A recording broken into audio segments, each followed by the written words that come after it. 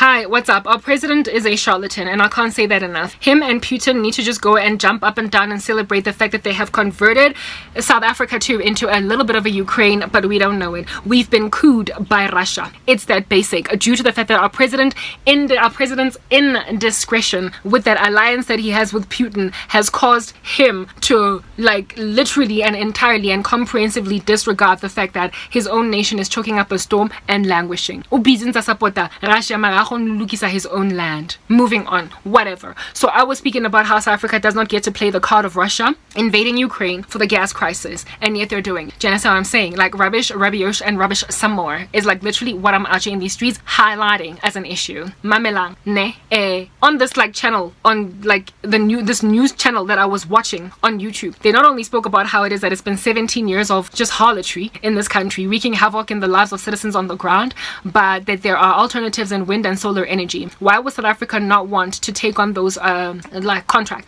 for wind and solar energy? Like I said, it's a racist issue. They don't want to enable white people, right, in this country because they're the ones with the idea and with the structures in place already to eradicate the circumstance. And secondly, it is their alliance with Russia, their gas deals with Russia that is keeping them maintaining gas contracts and structures and reliances that frankly are no longer usable, throwing money into sunken costs. And so for those reasons, like random stupid stuff like coal, they're still busy using coal, even though their power plants can't keep coal dry in like wet weather because they are ancient, they're decrepit, and secondly they are old, and it's to try and rebuild those power plants that are all falling apart at the seams. It's going to take a lot more time than to embark on an alternative energy strategy in this land. And I believe one of the biggest reasons they don't want to embark on an alternative energy strategy is because an alternative energy strategy will essentially put off the table certain benefactors to the energy deals in this country of a foreign nature internationally from cashing in on this developing country within BRICS. I believe the alliance with Russia and perhaps China is one of the biggest reasons why South Africa refuses to correct the electrical infrastructure, because there is a lot of money to be made from maintaining the current structure and trying to upgrade or to correct, like basically throw money into the sunken cost that is this current power plant crisis.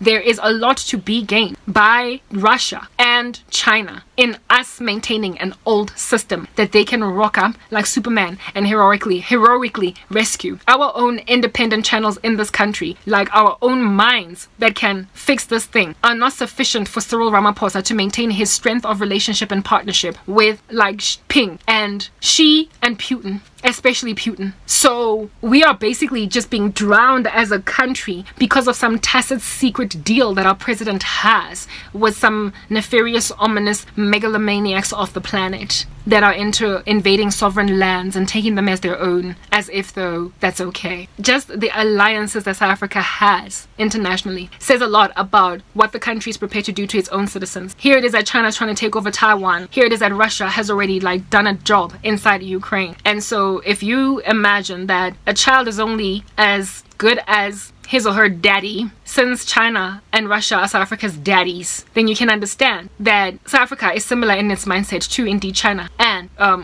Russia. And so individual citizens on the ground, being like their big fat daddy, the president, will also go and coon Jeffela out of the blue because they can.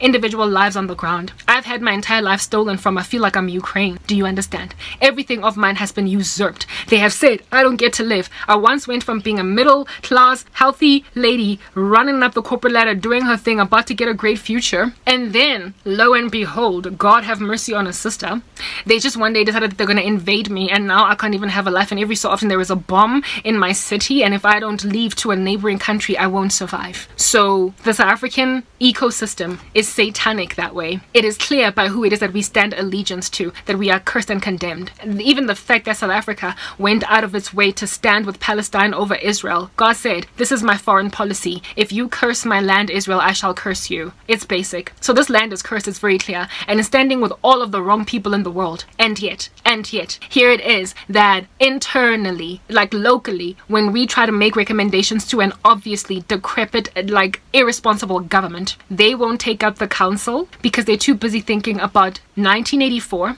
and they're also too busy thinking about China and Russia. And for those reasons, we can't even breathe. Historical alliances have tied South Africa down to a lifestyle of sin, and for those reasons, we can't even breathe as citizens on the ground, to a point where, albeit Russia having electricity 24 hours a day, and so too China, we gotta be a member of BRICS that doesn't know any such luxury. They can't even realize when their daddies have not been entirely sufficiently supportive of them. I don't understand this thing. There are more than enough solutions on the ground that have been tabled in South Africa to fix this issue, and for a long enough amount of time for this stage of load shedding to not even be a thing. Listen to this dude that I was listening to on the news channel, SABC News or whatever, that was groaning, moaning and lamenting about the indiscretion of our government. And you know, it's so sad, like whenever white people get interviewed in this country, they just like, they have to watch their words so much lest they should say something that will make them get called out for some random racist indiscretion. You belong to apartheid, you might as well be Terra Blanche. And this dude, using all different kinds of, you know, politically correct language, was speaking about how it is that Cyril Ramaphosa just basically went on right ahead and accused Eskom of treason.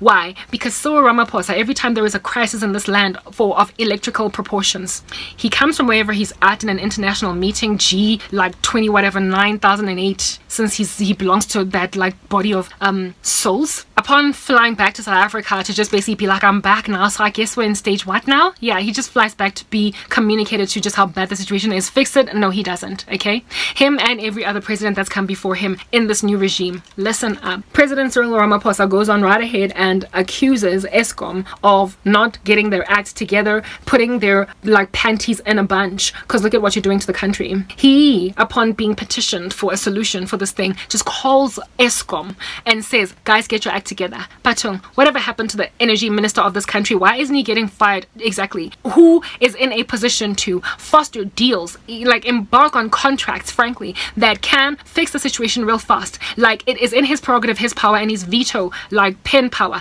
to just scrap Eskom altogether. Like, start the process of, what do you call this thing? Like derailing them or something, just like, you know, they liquidate the randoms. Like, I don't know, some other news reporter spoke about how Eskom is similar to SAA. They're gonna have to keep on getting bailed out and bailed out and bailed out until kingdom come, frankly, literally till the second return of Jesus Christ. And herein lies the deal. These bailouts that are literally taxpayers' money that we can't afford to keep on throwing ought be invested, all of that money, in where it is that it makes sense. If you must start a new airline and call it South African Airways, if at all SAA is the thing that you're gunning for. If at all you must start a new electricity company, then start it, because unless you start something, there is never going to be a solution on the ground. It's clear there's a whole bunch of corruption, uprooting needs to happen for Eskom. It's not like we don't have engineers, it's not like we don't have people that are smart, it's that nobody is listening to them. Nobody is listening to whoever has a nugget or two of advice to give.